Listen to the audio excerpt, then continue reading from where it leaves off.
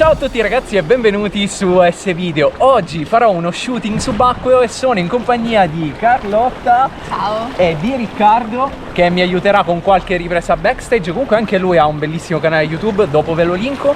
Per le foto di oggi utilizzerò la Sony Alpha 7 III con lo scafandro Sea Frogs e poi ci saranno le GoPro per fare tutte le altre clip. Tutte queste clip backstage che vedrete da ora le ho realizzate con la GoPro Hero 11 sia in 5,3K a 60 fps che in 4K a 120 fps che in 8 settimi in 4K a 60 fps. Per gli scatti invece mi sono affidato appunto alla A7 III con un 35 mm che per le foto subacquee purtroppo è un po' troppo stretto. Infatti l'acqua fa da lente e zooma ulteriormente il tutto. Quindi mentre con la GoPro l'inquadratura è più ampia, con la Sony è molto più stretta, come potete vedere ad esempio da questo scatto. Quella a sinistra è la foto originale, mentre quella a destra è editata con Adobe Lightroom. Con Carlotta abbiamo fatto un totale di circa 1400 scatti in questa giornata. Questo perché facendo tutto in apnea e dovendo sincronizzarci bene ho scattato a raffica per ogni immersione. Visto così può sembrare poco impegnativo, ma scendere in continuo sott'acqua e cercare di fare la posa correttamente è molto complicato. Abbiamo provato questa posa diverse volte e ad un certo punto questo pesce ha voluto per forza partecipare, oscurando così la povera Carlotta. Successivamente abbiamo fatto delle foto più strette cercando di rimanere il più vicino possibile alla superficie dell'acqua per creare un bel effetto e per sfruttare al meglio la luce del sole.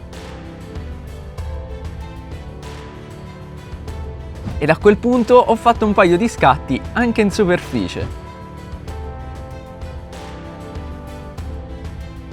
Poi abbiamo provato una posa un po' più complicata, dove lei, una volta immersa, doveva piegarsi all'indietro e tenersi le caviglie. Ma ecco che il nostro fotobomber ritorna all'attacco. A quel punto ho preferito spostarmi per fare qualche altro scatto, ma niente da fare, si è ripresentato. E quindi siamo stati costretti ad arrenderci e ad uscire dall'acqua. E dopo un cambio di costume abbiamo preso le pinne e quindi facciamo anche qualche altro scatto e qualche altra clip. Purtroppo il mare si sta agitando e si è anche un po' sporcato, però ci proviamo lo stesso. Sfruttando le pinne ci siamo spostati nell'acqua più profonda, così da poter effettuare delle foto diverse. Naturalmente le pinne, oltre ad aiutare la modella, aiutano tantissimo anche chi fa le foto e le riprese. E quindi adesso che entrambi avevamo più libertà di movimento abbiamo potuto fare delle foto più particolari. Prima di proseguire vi voglio dire che se vi piace il mondo subacqueo ed usate una GoPro potreste iscrivervi alla masterclass di riprese subacquee di cui vi lascio il link in descrizione. Tornando agli scatti abbiamo sperimentato un po' di pose, ma avrei gradito un obiettivo più grandangolare, ma nonostante ciò sono riuscito a scattare qualche bella foto.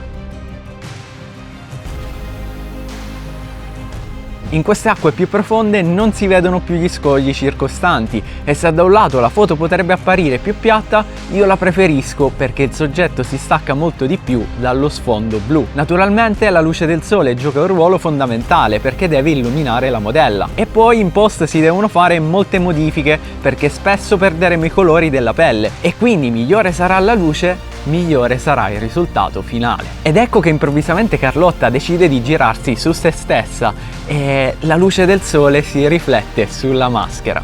E niente ragazzi, è così che sono riuscito a scattare la mia foto preferita dell'intero shooting.